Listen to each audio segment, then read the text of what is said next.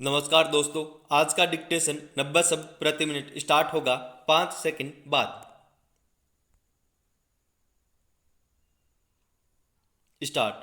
गुजरे एक साल में कोरोना संकट ने करोड़ों भारतीयों को गरीबी के दलदल में धकेल दिया है।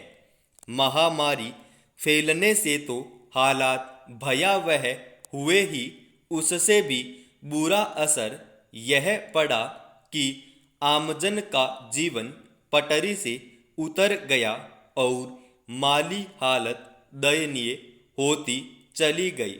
महामारी से उपजे इस आर्थिक संकट ने लोगों को किस कदर बेहाल कर दिया, इसका पता भारतीय रिजर्व बैंक के हाल के एक आकलन से पता चलता है। केंद्रीय बैंक ने अर्थशास्त्रियों ने बताया है कि पिछले एक साल में बड़ी संख्या में भारतीय परिवार कर्ज में डूब गए और बचत की दर में भी भारी गिरावट आई। परिस्थितियों के कारण यह दुष्चक्र बनना ही था।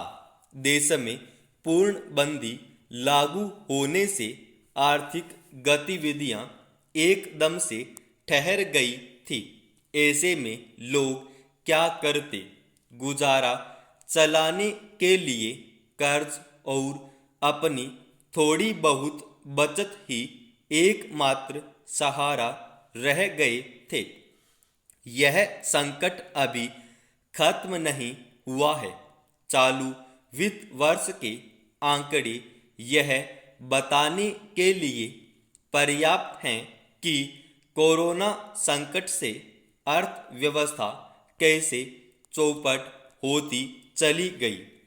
पहली तिमाही में सकल घरेलू उत्पाद 0 से 24% तक नीचे चला गया था। सबसे बड़ा और गंभीर संकट तो यह खड़ा हुआ कि पूर्णबंदी के कारण देश के ज़्यादातर छोटे और मझौले उद्योग धंधे बंद हो गए थे। इनमें से कई तो आज भी चालू नहीं हो पाए हैं। भारतीय अर्थव्यवस्था का 50% से ज़्यादा हिस्सा छोटे उद्योगों और असंगठित क्षेत्र पर ही निर्भर है। इनका 90% कारोबार नकदी पर चलता है। इसमें काम करने वालों की तादाद भी सबसे ज़्यादा है।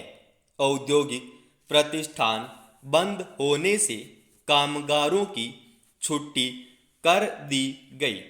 ऐसे में तमाम लोगों के समक्ष रहने से लेकर खाने तक संकट खड़ा हो गया और इसी वजह से लाखों प्रवासी कामगार अपने घरों को लौटने को विवश हुए थे। गैर सरकारी क्षेत्र में ज़्यादातर कंपनियों ने खर्च में कटौती और नुकसान का हवाला देते हुए लोगों को नौकरियों से निकाला और कर्मचारियों के वेतन में भारी कटौती की। यह मध्य वर्ग और निम्न वर्ग के लिए संक्रमण से भी ज़्यादा बड़ा संकट बन गया। ऐसे में लोगों के सामने बचत के पैसे ही घर चलाने की मजबूरी रह गई। लाखों लोगों को भविष्य निधि तक से पैसे निकालने को मजबूर होना पड़ा। ऐसे में लोग कहां से पैसा बचाते?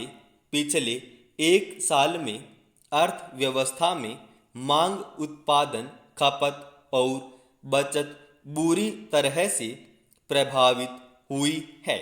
जिनके पास पैसा है भी वे आज भी भविष्य को लेकर आशंकित हैं। इसलिए लोग अभी भी बहुत जरूरी मदों में ही खर्च कर रहे हैं। लोगों को घर, कार आदि के कर्ज की किस्तें चुकाना भारी पड़ रहा है। करोड़ों लोगों के सामने नियमित आमद का संकट बना हुआ है। जब तक लोगों के पास रोजगार नहीं होगा और नियमित आय की गारंटी नहीं होगी, तब तक किसी के लिए भी बचत या निवेश के बारे में सोच पाना तो सपना ही होगा। बचत के बारे में लोग तभी सोच सकते हैं जब नियमित और अच्छी आय हो, पर अब हालात साल भर पहले जैसे नहीं रह गए हैं। अब महंगाई ने आमजन की कमर तोड़ दी है। केंद्र और राज्य सरकारें अपनी कंगाली का रोना रो रही हैं। इस वक्त सबसे बड़ी जरूरत रोजगार सृजन के उपायों पर काम करने की है, ताकि लोगों को काम मिले और उनके हाथ में पैसा आना शुरू हो, वरना आबादी का बड़ा हिस्सा गरीबी के दलदल में और धंसता चला जाएगा। समाप्त।